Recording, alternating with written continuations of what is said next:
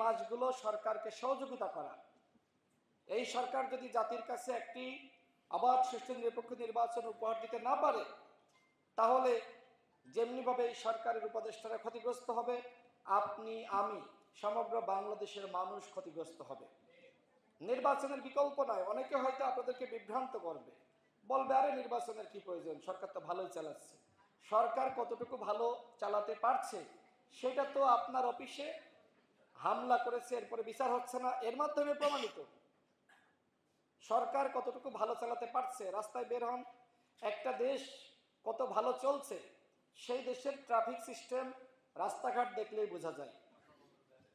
রাস্তায় বের হলে মনে হয় যে না, বের হয়ে মনে হয় ভুল করলাম। এই সরকার কত উন্নত করেছে দেশকে। আপনি ঢাকা মেডিকেলে যান, আপনি বাংলাদেশের অন্য প্রতিষ্ঠানে যান, দেখবেন কি অবস্থা। সচিবালয়ে টাকা ছাড়া ঘুষ ছাড়া কাজ হয় না, সরকারের বিভিন্ন দপ্তরে সেক্টরে ঘুষ ছাড়া কাজ হয় না, হাসপাতালে চিকিৎসা নাই। হয়তো যারা পরিচিত নেতা, যাদের প্রভাব আছে, অবস্থান আছে, তারা হয়তো কিছুটা চিকিৎসা পাচ্ছে সরকারি হাসপাতালে, অধিকাংশ মানুষকে যেতে হয় বেসরকারি হাসপাতালে। কিন্তু যারা বেসরকারি হাসপাতালে চিকিৎসা দেন সেই ডাক্তাররা আবার কিন্তু সরকারি হাসপাতালের ডাক্তার। তার মানে কি? তার মানে যদি এই সরকার ইচ্ছে করত যে আমরা সরকারি হাসপাতালে মানুষের চিকিৎসা সেবা নিশ্চিত করব, সেটা বাস্তবায়ন করা সম্ভব ছিল। কিন্তু সদিচ্ছার অভাব।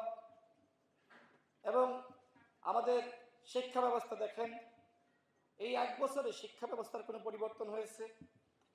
আপনাদের সন্তানরা যারা স্কুলে যায়, কলেজে যায়, বিশ্ববিদ্যালয়ে যায়, তাদের সাথে তো আপনাদেরও কথা হয়। শিক্ষা ব্যবস্থার কোনো পরিবর্তন আপনারা লক্ষ্য করছেন? একটা দেশকে পরিবর্তন করার জন্য সবার আগে শিক্ষা, চিকিৎসা এবং আইন শৃঙ্খলা, এই 3টা বিষয়ে গুরুত্ব দিতে হয়। যে সরকার এই 3টা বিষয়েই ব্যর্থ হয়েছে। আইন শৃঙ্খলা পরিস্থিতি নিয়ন্ত্রণ বলেন, শিক্ষা খাতের পরিবর্তন বলেন, চিকিৎসা খাতের পরিবর্তন বলেন, কোনো কিছু করতে পারে নাই। তারপরেও আমি বলছি এই সরকারকে আমাদের টিকিয়ে রাখতে হবে। সরকার গণহত্যার বিচারটাও যদি না করতে পারে, পরবর্তী সরকারের উপর চাপিয়ে দেয়, বা রাষ্ট্র সংস্কার যতটুকু বাস্তবায়ন করা সরকারের পক্ষে সম্ভবপর ছিল সেইটাও ব্যর্থ হয়, কিন্তু একটি অবাধ সুষ্ঠু নিরপেক্ষ নির্বাচন জাতিকে উপহার দিতে পারে, তাও কিন্তু মানুষ সরকারকে অনেকটা ক্ষমা করবে যে না, তারা বাংলাদেশে একটি নির্বাচনী পরিবেশ সৃষ্টি করতে পেরেছে। কিন্তু সেই নির্বাচনের দিকেও সরকারের মনোযোগ নাই।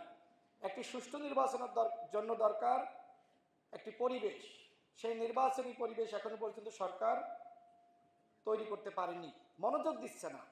আজকে স্বরাষ্ট্র উপদেষ্টা তিনি বলেছেন যে যারা ছোটখাটো দল, যাদের কোনো অস্তিত্ব নাই, তারা নির্বাচন চায় না, নির্বাচন বানচালের ষড়যন্ত্র তারা করছে। সাংবাদিকরা প্রশ্ন করেছিল যে নুরুল হক নুরের উপর হামলা এবং এই জাতীয় পার্টির সাথে গণ অধিকার পরিষদের সংঘর্ষ, এই নানান প্রশ্ন করেছিল। তার প্রেক্ষিতে তিনি বলেছেন আসলে তিনি জাতীয় পার্টিকে মিন করেছেন না অন্য কিছু বুঝিয়েছেন, তার বক্তব্য আসলে ক্লিয়ার না। আমি স্বরাষ্ট্র উপদেষ্টার উদ্দেশ্যে বলতে চাই যে এই বক্তব্য ইতিমধ্যে বিভ্রান্তি সৃষ্টি করেছে। অনেকে মনে করছে যে গণ অধিকার পরিষদকে বলা হয়েছে, আবার অনেকে মনে করছে যে জাতীয় পার্টিকে বলা হয়েছে। আমার মনে হয় স্বরাষ্ট্র উপদেষ্টা তিনি এই বিষয়টি ক্লিয়ার করবেন, ক্লিয়ার করা দরকার। অন্যথায় একটি বিভ্রান্তি ছড়িয়ে পড়েছে। হ্যাঁ, খুব ভালো লাগছে যে সরকারের উপদেষ্টারা তারা আসলে নির্বাচনমুখী হয়ে পড়েছে।